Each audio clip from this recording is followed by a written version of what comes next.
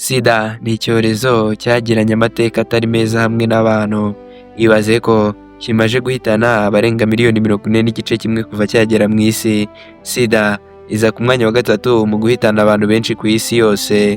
Sida yaje ku isi mu mwaka w'1980, gusa iyi nyagwa yari yarajengereje abantu yabonewe urukingo. Gusobanukirwa byinshi, kurikirana iki kiganiro kugeza kirangiye. Niba wagikunze gihe like ndetse ukande subscribe ku muyoboro mugari wa Host TV Rwanda. Gihe tugiye kubana ndi Umuhire Anacle. Inzobere mu by'indwara z'ibyorezo mu kigo gikora ubushakashatsi cya Gamma Ray giherereye i Moscow mu Burusiya zatangaje ko bari gukora ubushakashatsi ku rukingo rwa Sida, ndetse ko hari icyizere ko ruzaboneka mu myaka itarenze 2 iri imbere. Ku tariki 27 Kanama muri mwaka wa 2025, umuyobozi w'ishami rishinzwe kurwanya indwara z'ibyorezo muri Gamma Ray, Vladimir Gashchin, yabwiye RIA Novosti ko uru rukingo ruzaba rukoresha ikoranabuhanga rya Messenger Ribonucleic Acid mRNA, bitandukanye cyane n'inkingo zisanzwe, kuko Messenger Ribonucleic Acid zitanga amakuru y'imiterere y'uturemangingo tw'umubiri kugira ngo dukore proteine zidasanzwe z'ubudahangarwa, bityo umubiri ukabasha kwirwanaho mu gihe uhuye na virusi iyo ari yo yose. Gashchin yagize ati, turi gukora antigeni ya mbere izatanga ubudahangarwa bushobora kurwanya ubwoko bwinshi bwa virusi. Intsinzi y'urwo rukingo izaterwa n'uko ikinyabutabire cya immunogen dukoresha kizashobora gutanga igisubizo cyo kwirinda ubwoko bwa virusi nyinshi.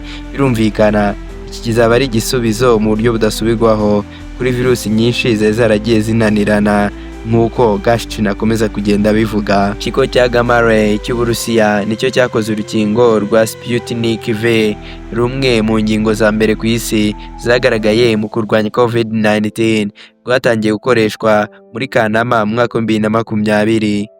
Ni urukingo rwakoreshejwe mu bihugu bigera kuri 70 kandi rwagaragaje ubushobozi bwo kurinda abantu ku kigero cya 97.8%.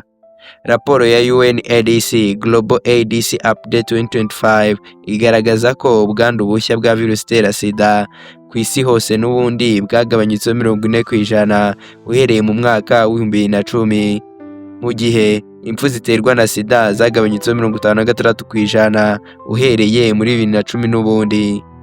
Mu mpera za 2024, 70% by'abantu miliyoni 48 bafite virusi itera Sida bahabwaga imiti igabanya ubukana.